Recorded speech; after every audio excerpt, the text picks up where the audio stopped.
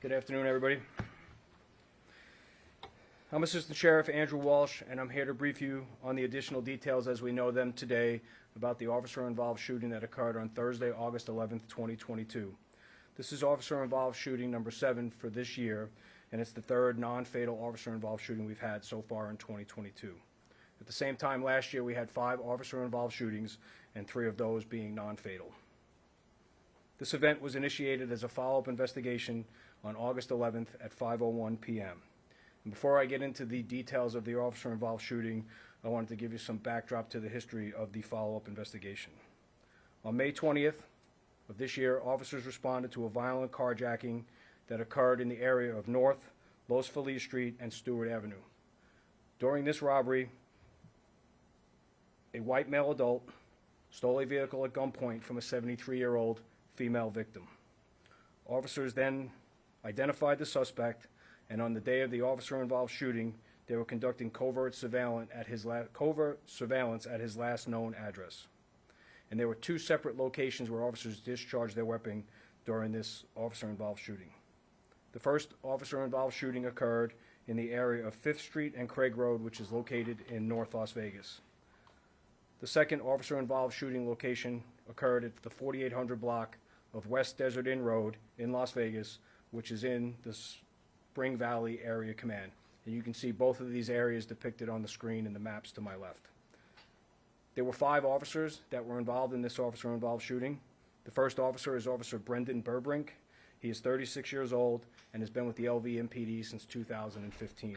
In this incident, Officer Burbrink was armed with a Smith & Wesson M&P 9mm, equipped with a tactical light, and the investigation revealed that he fired 8 rounds. The second officer involved is Officer Christian Maharo. He is 27 years old and has been with the LVMPD since 2021. In this incident, Officer Maharo was armed with a Glock 17 9mm, equipped with a tactical light, and the investigation revealed that he fired 4 rounds. The third officer involved in this incident is Officer Alondra Montero. She is 24 years old and has been with the LVMPD since 2021. In this incident, Officer Montero was armed with a Glock 17 9mm, equipped with a tactical light, and the investigation revealed that she fired 8 rounds. The fourth officer is Officer Amanda Montalto.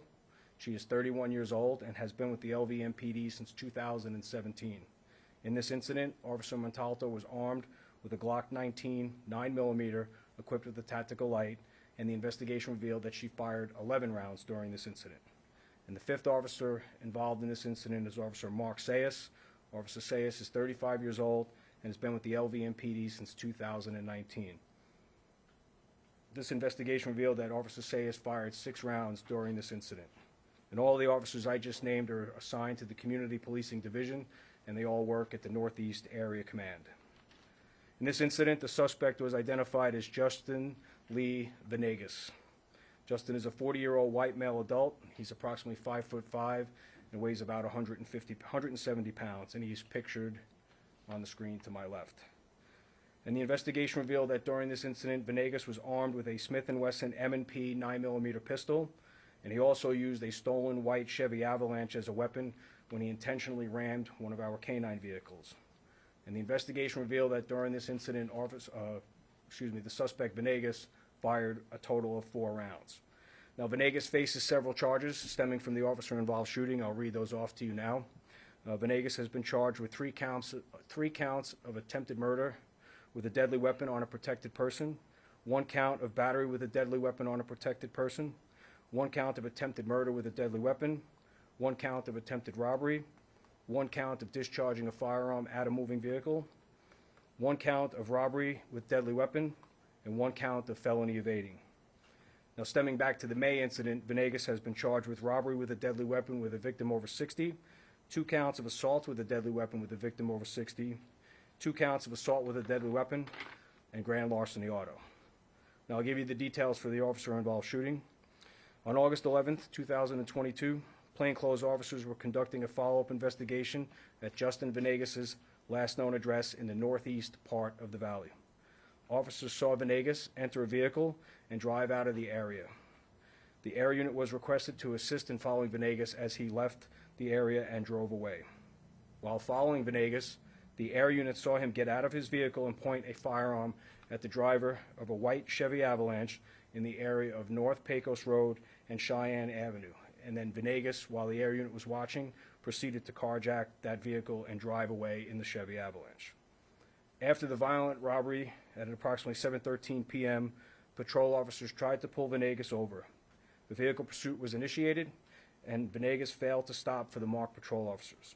An unmarked LVMPD vehicle became part of the pursuit, and that vehicle was equipped with police lights and sirens and was behind Venegas during this vehicle pursuit. Venegas suddenly came to an abrupt stop, causing the unmarked police vehicle to crash into the back of the stolen vehicle. The collision disabled the police vehicle, and the officer was subsequently transported to the hospital for minor injuries. Marked patrol units continued to pursue Venegas and attempted a pit maneuver in the area of Craig Road and North 5th Street. And as you know from previous incidents and previous press briefings, PIT stands for the Precision Intervention Technique and is defined as a specific manner of intentional contact using a police vehicle against a fleeing vehicle during a pursuit to cause the fleeing vehicle to come to an abrupt stop, rendering it immobile. Venegas avoided the pit by shooting at officers 2 times with his firearm and striking the windshield of the patrol vehicle. Officer Brendan Burbrink, who was a passenger in the patrol vehicle, fired 5 rounds from his duty weapon through the windshield. Officer Burbrink's rounds impacted the rear of the stolen vehicle, however, Venegas was not struck. After the shooting, Venegas continued to evade officers in the stolen vehicle. Throughout the pursuit, Venegas drove through red lights and displayed reckless behavior as he drove around congested areas of traffic, and at times his speeds would reach in excess of 100 miles per hour. As Venegas approached the intersection of Desert Inn Road and Jones Boulevard, he forced a female motorist to a stop. He attempted to steal her vehicle by jumping out of the white Chevy Avalanche and ran towards her with the gun in his hand, attempting to get her out of her vehicle. The driver of this vehicle was able to put her vehicle in reverse, and as she backed away, Vegas fired upon her. Thankfully, this victim of this attempted robbery wasn't seriously injured or hurt by the gunfire, and she was treated at the scene by medical personnel and released. Venegas then ran back to the original stolen Chevy Avalanche and fled eastbound on Desert Inn as police officers in marked vehicles attempted to catch up with him. A short time later, Venegas drove into a busy grocery store shopping center located at the 4800 block of West Desert Inn Road. Again, Venegas attempted to carjack another vehicle with his gun in the parking lot, but was unsuccessful. He got back into the stolen Chevy Avalanche as officers were arriving in the parking lot, and he started to drive towards the officers who had exited their patrol vehicles and were telling him to stop the car. Venegas ignored those commands and continued to drive toward the officers. As a result of Venegas' actions, officers Brendan Burbrink, Christian Maharo, Alondra Montero, Amanda Montalto, and Mark Sayas opened fire on Venegas. Venegas was not shot, but the Avalanche was struck multiple times. Still, Venegas continued to drive northbound on Decatur Boulevard at a high rate of speed until he spotted a stopped canine unit in the area of Decatur and Fair Center. Venegas crossed several lanes of traffic, and in a deliberate attempt to injure or kill our canine officer, he crashed into him head-on, and this violent impact caused both vehicles to become disabled. The subsequent investigation revealed that at the time of impact, Venegas was traveling at 67 miles per hour. Arriving officers were able to take Venegas into custody without further incident, and the canine officer was transported to the hospital by arriving units. He has since been released and is home recovering from his injuries. The patrol dog, Canine Boris, fortunately was not injured during this incident, but he was taken to be evaluated and cleared by veterinary personnel. Venegas was also transported to UMC Trauma for his injuries, and he has since been released from the hospital and booked into the Clark County Detention Center. Now, we have a bunch of video to play for you. Some of it is from the air unit, and some of it is from body-worn camera, and we have some video that was actually captured by a citizen that caught the actual collision between Venegas and our canine officer. So this is the original carjacking near Cheyenne and Pecos. Venegas is in the gray car to the right, and that's the white Chevy Avalanche I described. And we'll let it play from here. Lieutenant unit over to 562 North Rockville Lane. So when Venegas exits the vehicle, you'll see him point the firearm at the citizen. He's stepping out of the vehicle. He's talking to the He's trying to attack a car. He's trying to attack a car. 54. Air 2, I need some units at Pecos and Cheyenne. I've got a suspect that's trying to do a 407 carjacking right now. He's doing it. The guy's, Copy. he's in the car. He's trying to force the driver out. Cheyenne and Pecos. George 2, I'm not going to me. It's going to be a white Chevy Avalanche. He just forced the driver out. He's going to... So this is the first officer-involved shooting where you'll notice the attempted pit maneuver, and then the shots come through the windshield of the patrol vehicle, and then the officer fires back. I got one unit on my pursuit. We are west on Craig, and the vehicle's slowing down. Looks like he's firing out of the vehicle. He's firing out of the vehicle at our unit. 809 units back off of those. Let's give us some space. Let's let the area take this. He's firing rounds. And this is the body-worn camera angle of that same footage. You got it. Try to stay off to the side here. Hit it, hit it, hit it, hit it, hit it, hit it, hit it. Hit it, right here. Oh. Oh.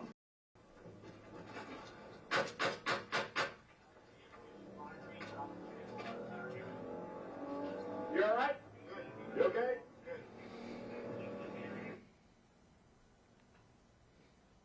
Now, this is the second attempted carjacking, or the attempted carjacking that occurred near Desert Inn and Jones. Air 2, So that's the silver citizen vehicle. SUV that he hit. He's slowing down now on Desert Inn, forcing a car off. He might be trying to hijack someone else. Yep, he's out of his vehicle. His car's running. He's got a gun pointed out at the victim here. He's firing into the victim's vehicle. We have to get him stopped. Come on. The deadly force, we need to stop this threat here. They're still threatening citizens.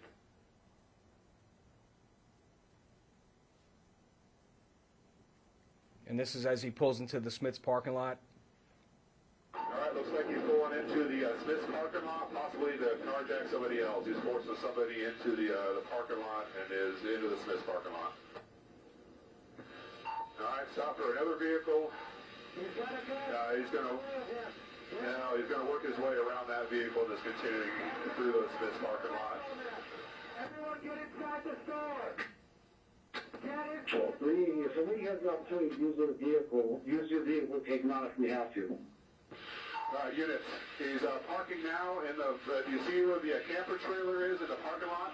He's directly right to the south side of that. Out of the vehicle, running through the complex. His vehicle's moving. Get in here, guys. Minivan. Get right in front of that minivan. He's banding down on the window trying to get in. Get on the ground. All right, get that car blocked in. He's going to get back in it. Get all the way up to the block in if you can. He is shot at civilians, so we can get that thing blocked in. Get it done. All right, control air 5.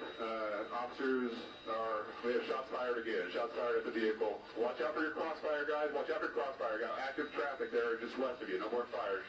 He's out onto Decatur. Tell those units to keep going.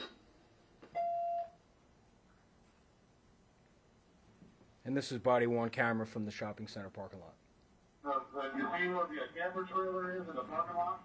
He's directly right to the south of the other vehicle, running through the complex. The vehicle, get in here, guys. Minivan. Get right in front of that minivan. He's standing out on the window trying to get in. Get that car block in. Get back in it. Get all the way up to the block in if you can. He was shot at civilians, so we get that thing blocked in. Get it done.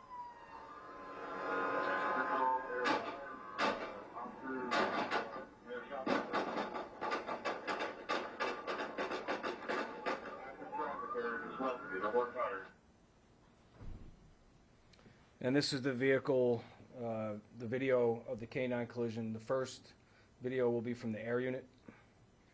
So if you watch up to the left here, you'll see the K-9 unit on the left-hand side.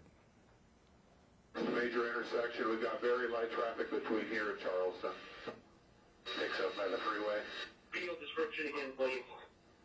He does major 401 with our patrol vehicle. Roll 2 medicals for me, please. Major 401 with our patrol vehicle. 444, hang on over K-9 officer. And this is the citizen footage from a dash cam is the best way to describe it that captures the collision with the K-9 officer. And he takes some of these hoses from the pedestal, puts them to those panels on your wrist, and steps out and shuts the chamber.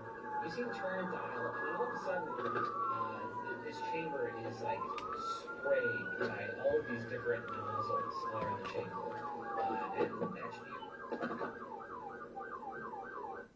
And the last piece of footage we have, this is the K-9 officer's body-worn camera footage. Into that vehicle. Verify. Says mine's Bolden, he's going back into Bolden. We are in Bolden. Verify, we're continuing current opening now. Charleston's going to be our next major intersection. We've got very light traffic between here and Charleston. Video description again, please.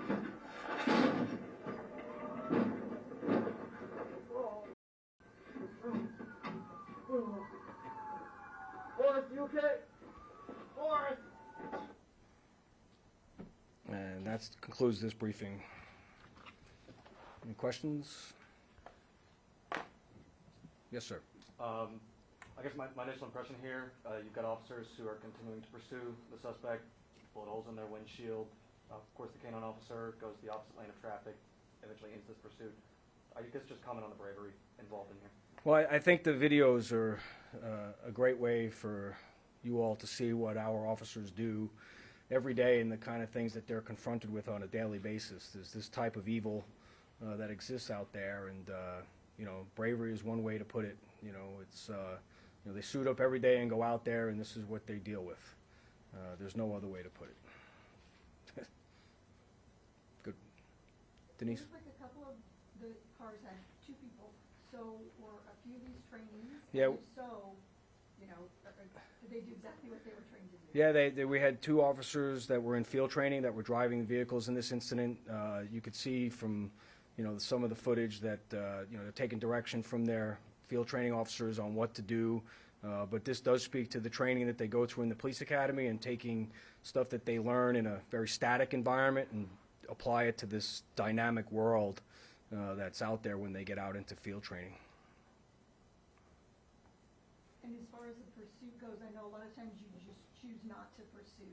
Is this one of those rare cases where you need it to go out? Yeah, you know, the cornerstone of our pursuit policy is obviously to have supervisory involvement. And from the very beginning, that's what we had on this. And the fact that we're dealing with a very violent person from the crime that occurred back in May. The decision to authorize the pursuit was a sound decision based on the crimes. And then when you see the footage of that bullet going through the windshield of the police vehicle, you watch the footage of him shooting at a citizen who's just driving down the street, and that could be any one of us, right, at any given time, driving down the street and guy pulls in front of you and jumps out with a gun and starts shooting at you to take your car.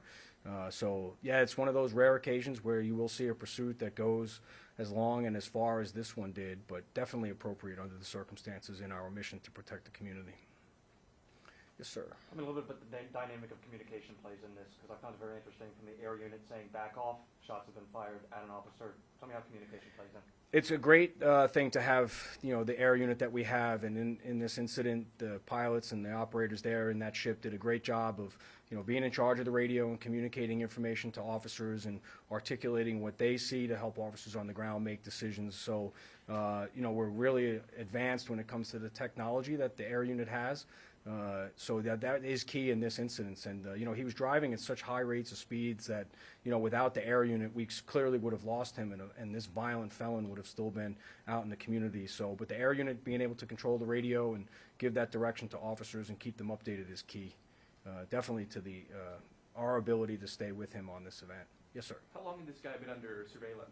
A couple hours. They had done surveillance the day before at that location, came up with nothing, went back at it the second day, and they'd been there not too long, a couple hours at most when he came out.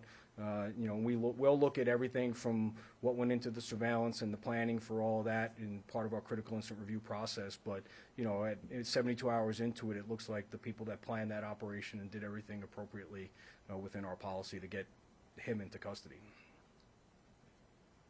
Can you describe the officer's injury? So the officers that were shot at, just, you know, a little bit of broken glass from the first incident, they're fine. They did not require any type of medical treatment. But the officer in the canine vehicle, he has a little bit of a road in front of him. You know, a little bit of some bruising, some swelling, a concussion. You know, the doctors say mild concussion. I don't know how you can tell the difference, to be honest with you, but he's banged up pretty good. You know, you get hit head on by someone trying to kill you at 67 miles an hour.